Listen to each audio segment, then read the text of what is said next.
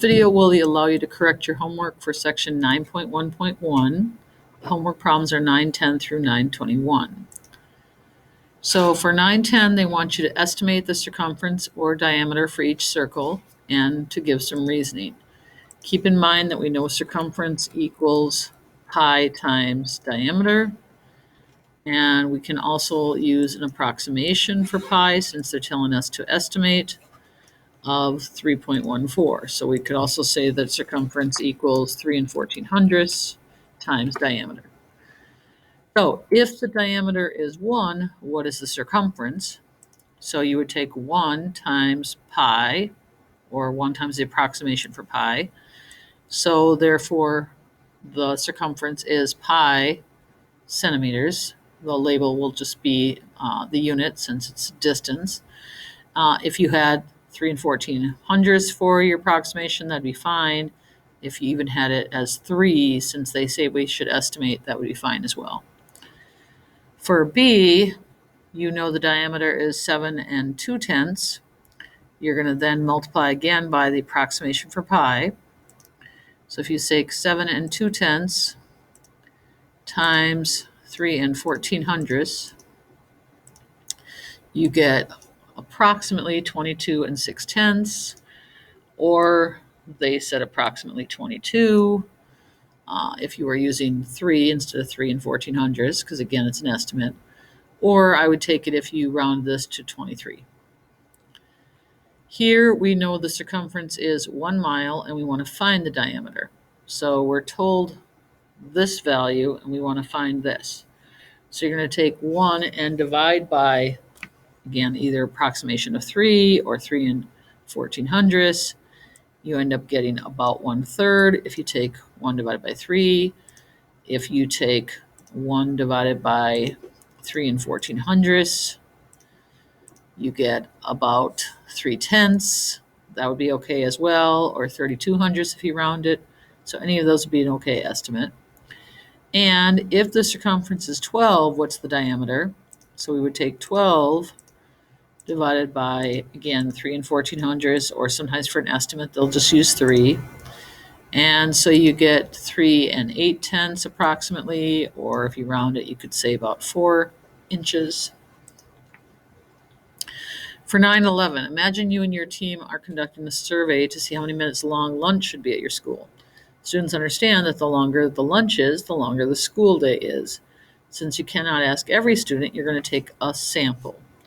So if you ask every 10th student leaving a school-wide assembly to stop and think about how long they'd like their lunch to be, do you think that sample is representative of the whole school? And the answer is yes. If you're asking every 10th student, that's very random, which is what you want. And you're asking everybody who's coming out of the school-wide assembly. Every 10th person is coming out of the assembly. So the people that will be at the assembly is a good representation of the whole school. Then for B, they're giving you this data, and they want you to make an inference, which is a statistical prediction about the average length all students at your school think lunch should be. So you can find the mean of these values by adding them and dividing by how many there are, which is 40 2500ths. You could put them in order and pick out the median, which is 42 5/10. And since the data is fairly symmetrical, and there's no obvious outliers, you could use mean or median to get a good prediction of a typical value. 9/12, Sasha saved $850 from her summer job last summer. She put it into an account that earns simple interest. After 9 months, her account is worth $1,003. What percent interest did she earn? So the first thing you'd want to do is to subtract 1,003 minus 850. That is because that's going to tell you how much interest she earned. So that is, once we find the value of those two being subtracted, that's your interest. The principal is, again, how much money you put into the account for a savings or how much you borrow. So that's the 850. The amount of time is 3/4 of a year because that's 9 months. Okay, so it's yearly interest We want to know how many months, so about 3/4 of a year or 9 months. And what you end up getting then is 153 when you subtract these. 850 times 3/4 is 637 and 5/10. Then you would divide both sides by that to get your decimal, and then that tells you how much it is per year. You could then divide how much it is per year by 12 to get how much percentage it is each month. For 913, they want you to complete the scales for these axes. So along the x-axis, we can see that we have 3 spaces, and then it goes to a 12. So difference between 0 and 12 is 12 divided by 3. It means you're going by 4s. So the missing values there are 4 and 8. On the other side, it's -4, -8, -12. And then vertically, we've got 2 spaces and it's going to 8. So 0 to 8 is a difference of 8. Divided by 2 is 4. So you're also going by 4s vertically. Remember, you won't always be going by the same scale vertically and horizontally. For the second one, you've got 3 spaces and then it goes to 30. So 0 to 30 is a difference of 30. Divided by 3 is 10s. So these are going by 10s horizontally. And vertically, we can tell we're going by 5s because, again, this is 0. And this first line is 5. So then you can fill in your missing values there. And this would be an example where the horizontal and vertical scale is not the same. For 914, Janet sells erasers at a price of 8 erasers for 60 cents. So you're going to go ahead and complete the table. So you can complete the table by setting up proportions and solving with cross products. You could also complete the table by looking for a unit rate, the amount of cost for one eraser, and then using that as your multiplier. There's a number of different ways you could do it. You could say 8 divided by 2 is 4, so 60 divided by 2 is 30 cents. So again, you can approach this in different ways. This one, the cost of one eraser, normally, again, we would not leave our answer that way because with money, we would only want 2 decimal places. But at this point, we're trying to be very precise and leaving it exact so that we can, therefore find the missing values as well. They want to know if the situation represents a proportional relationship, and it does. Again, because 0 erasers would cost $0, so it goes through 0, 0. And there is this constant multiplier of 75 thousandths, basically, for each eraser. And then they want you to find the cost of 144 erasers. Again, you can do it as a proportion since they recommend that.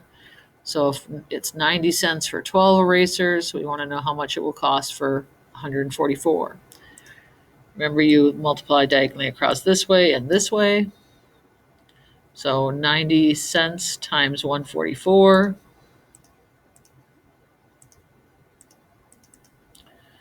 would equal 129 and 6/10. And that's going to equal 12x. And then you would divide both sides by 12 to get x by itself, and you get 10.8. But again, in terms of money, that's $10.80. You could also say to yourself, 12 was multiplied by 12 to give me 144. So 90 cents times 12 would equal this value. Either way, you get the same answer. For 915, Jack has 120 songs on his music player. Some are rock, some are jazz, the rest are classical. If his music player is on random shuffle, the probability that we'll play a classical piece is 2/5. The probability it will play a jazz piece is 1/3. So how many songs are there of each type on his music player? So basically, you would take 1/3, which is the probability of jazz, times 120 songs to find out that there's 40 jazz songs on his player.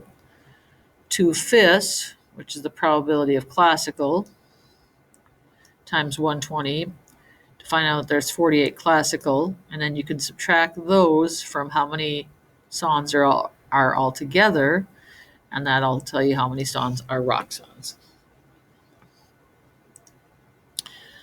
For 916, they want you to find the circumference of these circles.